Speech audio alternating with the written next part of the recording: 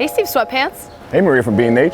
How's it going? Hey, not too bad. A little drizzling, but it's all good. I heard you were on your stoop hanging out, so I wanted to ask you 21 questions. Yeah, talk to me. Dig at me. So, tell me who you are and where are we?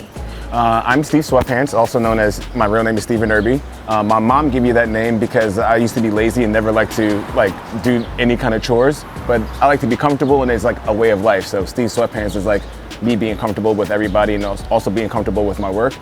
Born and raised from New York. I'm currently in Bed-Stuy. Been out here for like 12, 13 years, and like this is easily my favorite place about New York.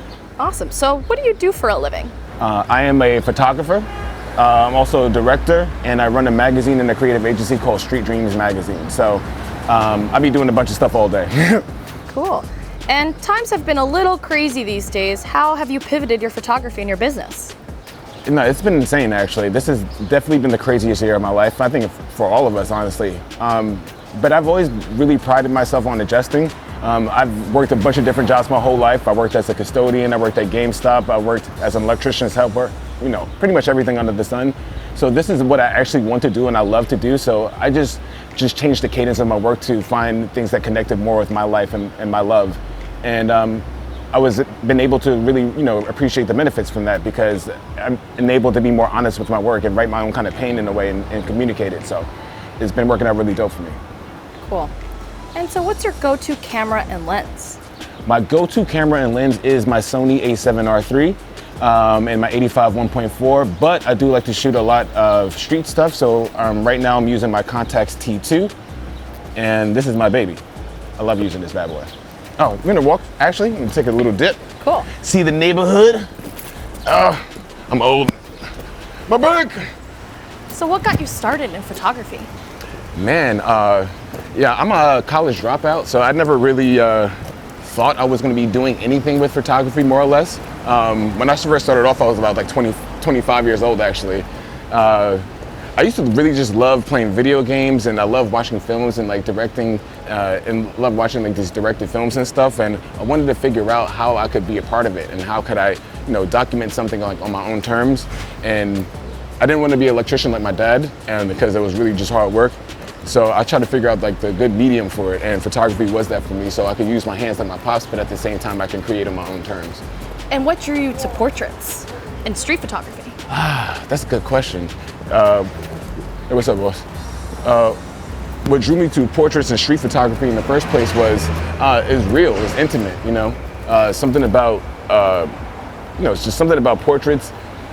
I think Van Gogh said it, not to get all deep and stuff, but like you can actually see the emotions and you could get a real sense of time. And I'm definitely paraphrasing what he said, but I feel the same way about photos. I'd rather take photos of people and their expressions sometimes because I can actually dictate and see what's going on during that specific time period. So portrait photography is important, like people are important. So, I love taking photos of buildings and landscapes, but at the end of the day, people are the ones that are way more of a short-term kind of thing. So I'm just with the people.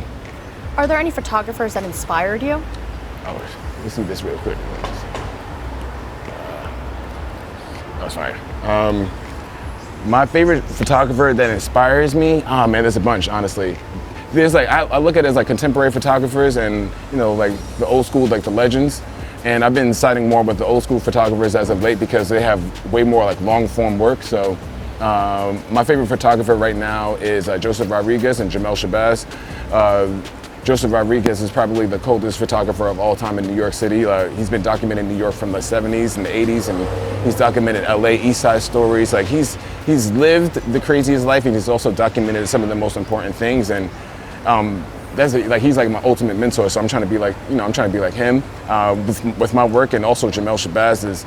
I could, speak about Jamel for, forever, but one of the things I love about Jamel that, he's fighting for love in his work and the representation of our community, especially me being born and raised from New York. So, I take all that stuff really seriously, and Jamel and Joseph those are like the upper echelon of like people that I really aspire to be. And can you tell me a little bit about Street Dreams Magazine? Yeah, hell yeah. So Street Dreams Magazine is my baby. Street Dreams Magazine, we conceived this child about 6 or 7 years ago now. The reason why I started actually is because of my barber, so shout outs to AJ, my Filipino barber from Staten Island.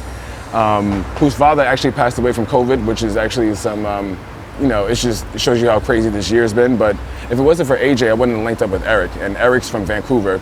And Eric and Mike, both of my fellow co-founders out there, they came up with this idea for Street Dreams as a Tumblr page that they've been using. But I've been linking with a bunch of people in New York, and when I finally met Eric through AJ, when we had the conversation about talking about Street Dreams, actually walking over the Williamsburg Bridge, I told him it would be really dope if we included, all of the homies and all the other people that I've been shooting with and learning with, like the Jay and Silvers of the world. Wrong Rob was Rob McCarthy was a really big photographer. And just a lot of incredible people in those first issues of the Street Dreams magazine issues that were really ground level people that we built this with. So the whole point of Street Dreams, I know it sounds a little long-winded, but it's the whole purpose of Street Dreams is waking up and doing what you love and creating a platform that we all could share that didn't have this weird pretentiousness to it. So we can actually just share the work and see it for what it was, and without your social clout status. It was our big anti-thing to the industry, and now it's our baby. So what's your goal for the future of Street Dreams magazine? Goal of Street Dreams magazine in the future, honestly, I want to do everything.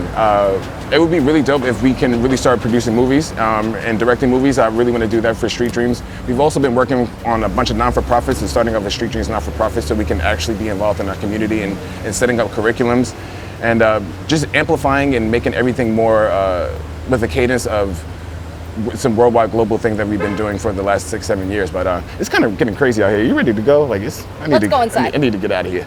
All right, cool. So now we finally got back inside. It was crazy out there. It was raining way harder than we expected. But what are your other questions, Maria? So what other projects are you working on? Other projects that we're working on right now is actually issue 16 of Street Dreams. We released issue 15 with Joseph Rodriguez and Jamel last year in Tokyo, which was an incredible experience.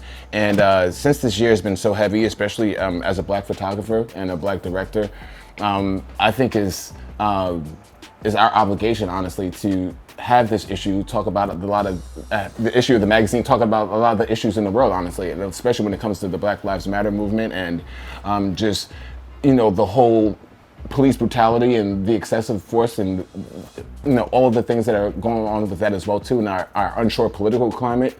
There's a lot of things that we need to address with photography and art that issue 16 is going to be a really big deal for us to really put a lot of these issues into the forefront with art. Because I feel like, with art, this is something that we can actually, control and have a real voice into it. So, especially as a Black photographer, this is everything for me, this issue coming up. Besides that, we are working on a couple of other books as well, too. I'm dropping my first book called How You Holding Up.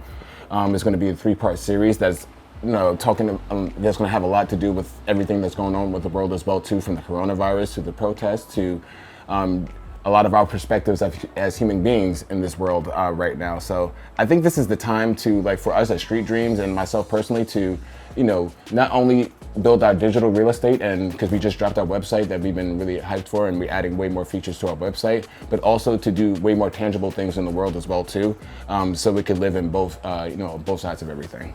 Cool. And I know you've done different photo labs and educational things. Why is education so important to you?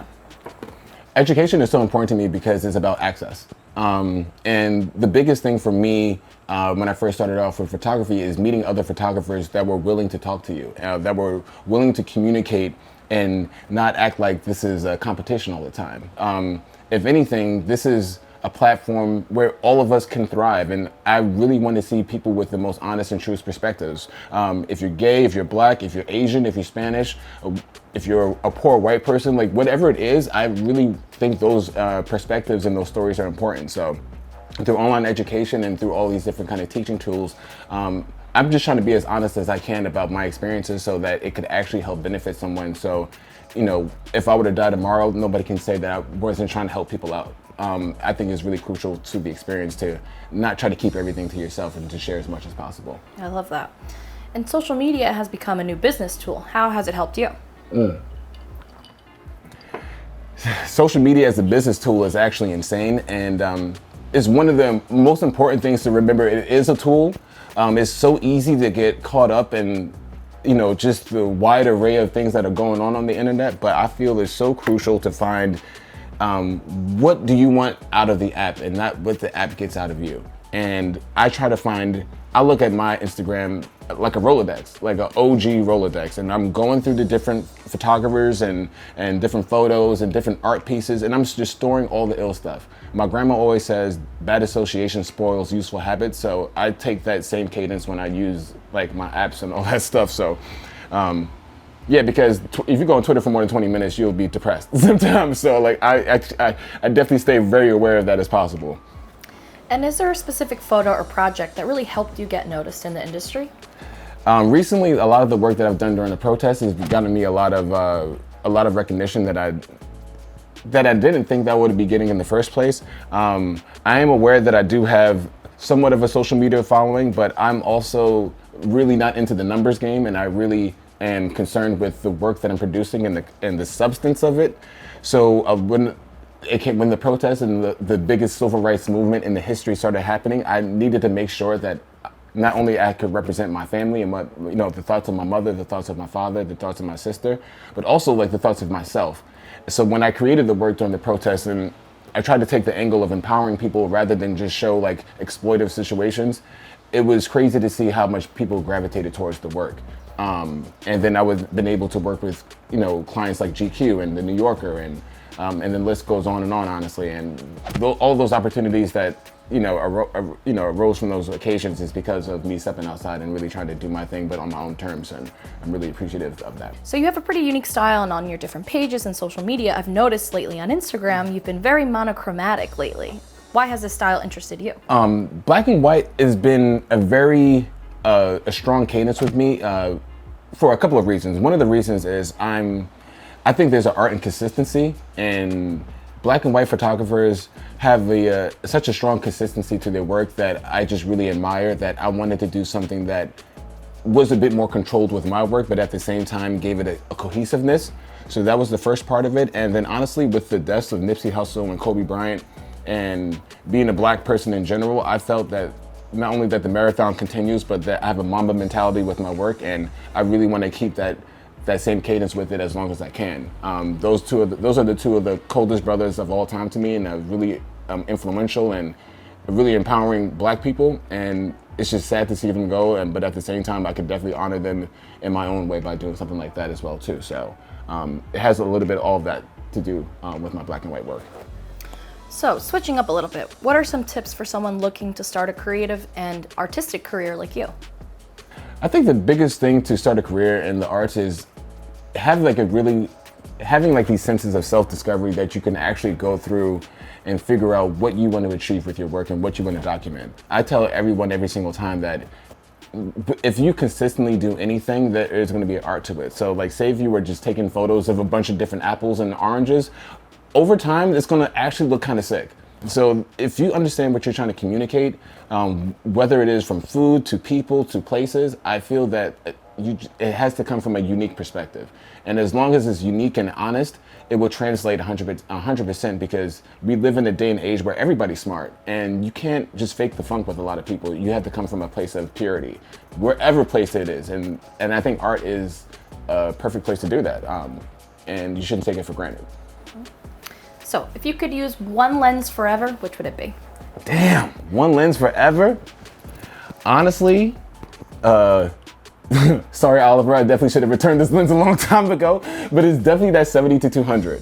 That 70-200, even though I love the 85 1.4 and I love the G Master series in general because I'm usually a prime guy, the 70-200 just is an all-purpose. It does everything. I can take photos of your nostril hairs from anywhere that I'm at, pretty much. And I find that, especially in street photography, there's always some crazy sanitation trucks passing in the hood.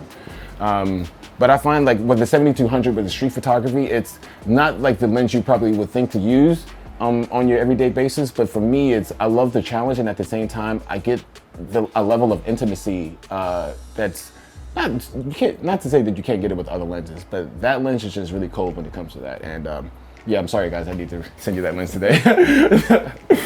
What has been the most interesting shoot you've ever been on? Man, the most interesting shoot I've ever been on? That's a good question. I think the most interesting shoot I've ever been on is this activation I've done for Cartier 3 years ago. Cartier flew me out to San Francisco, and working with Cartier in the first place is crazy because I'm a street photographer, and I was like, I can't believe they'd be reaching out to work with me. But at the same time, that whole experience, it showed me that luxury wasn't just a metric. Luxury was an understanding. Luxury was a cohesiveness, if you will. And what has been the most challenging shoot you've been on? The most challenging shoot I've been on, oh man. Honestly, they all have their own kind of level of challenge to them. But I guess the most challenging shoot I've been on is, oh man, that's a really good question. Not to sound conceited or cocky anyway, but maybe it's because I play a lot of video games. I really accept all challenges. If the difficulty is on the hardest, I'm gonna be hyped for that. So there's nothing that really defers me ever as a challenge. There might be a lot of things happening in the day, but I bring all of it on. I'm the person that runs straight towards the fire. So I really don't see it as a challenge, honestly. And if you weren't a photographer, what would you be? If I wasn't a photographer, what would I be? I would definitely be working in video games already by this time. If I wouldn't be a game developer, but I would be like on some Cory Barlog, like making God of War kind of thing. I would probably be making like the next Hood like Hood God of War game or something like that. It's either video game development or I would have probably just been in music. I'd be an A&R or something like that for music because I love hip hop, I love jazz, I love classical. And I love trying to figure out ways to incorporate music in my life. And so if it's not video games, it would have been music because those are pretty much the only other things I like. What's the best piece of advice you've ever received? Oh, I will say it to my grave. The best piece of advice I've ever received is from my dad. My dad told me, don't live to pay your rent. And to me, don't live to pay your rent means like, don't spend your life doing temporary things. And that's why I take the cadence of my work so serious because I'm trying to do something that lasts a lifetime every single time. Tough question. If there were to be a movie about your life, who would play you? If there was a movie about my life, who would I want to play it? It would have to be somebody dope, you know? I mean, it can't be, I'm not gonna throw anybody under the bus. It would have to be, I mean, we're not the same skin color, but it still count. It has to be Idris Elba. Like Idris Elba has to be Steve Sweatpants. It just play my life. That's the only person. If it's not Idris, like don't even hit me up. So Idris, hit me up. And last question, who should we interview next? I think you guys should interview either Jerm Cohen, because Jeremy's hilarious and he's probably having the best year out of any photographer that I've known, or one of my really good friends, and I always make fun of him, Raheem Simon, aka Black Soap. He's one of my best friend to the core. Love that guy like a brother, but don't tell him that. He's an incredible photographer as well too, so he definitely deserves his time to tell a story. Awesome, and that's all I got. Thanks so much for answering all my questions. I mean, not that wet either. That's not bad. Not that bad. All right, thanks. Bye. Peace.